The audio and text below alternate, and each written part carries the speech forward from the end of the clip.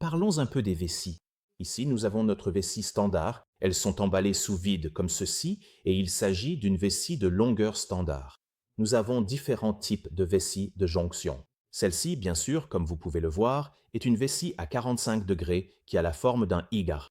Nous l'avons aussi en 90 degrés, ce qui correspond à une forme en T. Nous avons aussi une vessie latérale double, c'est-à-dire, vous voyez, il y en a deux de chaque côté, soit à 45 degrés, soit à 90 degrés en travers. Mais dans tous les cas, elles sont toutes fabriquées à partir du même matériau.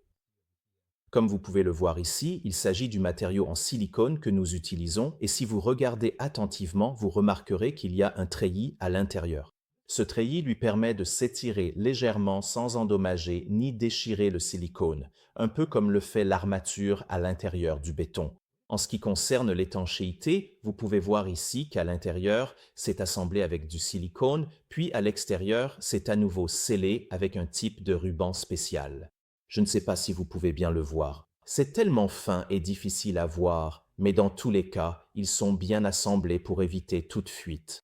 Vous pouvez voir ici, puisque c'est transparent, que ce serait parfait pour la polymérisation UV. Vous pourriez utiliser cela pour la méthode Pull in Place, la méthode Push in Place, ou pour le processus de polymérisation UV. Une chose que j'aimerais porter à votre attention, c'est qu'il s'agit des trois côtés d'une vessie de jonction.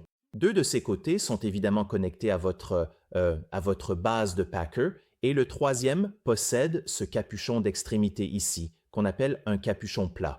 Il existe des capuchons d'extrémité bombés et des capuchons plats et celui-ci, comme vous pouvez le voir, est un capuchon plat. Donc, deux côtés sont ouverts, ceux qui sont connectés à la base du Packer, et vous placez la tige entre les deux afin de pouvoir la pousser facilement en position puis la tourner pour la mettre en place, et la troisième partie se gonfle simplement d'elle-même.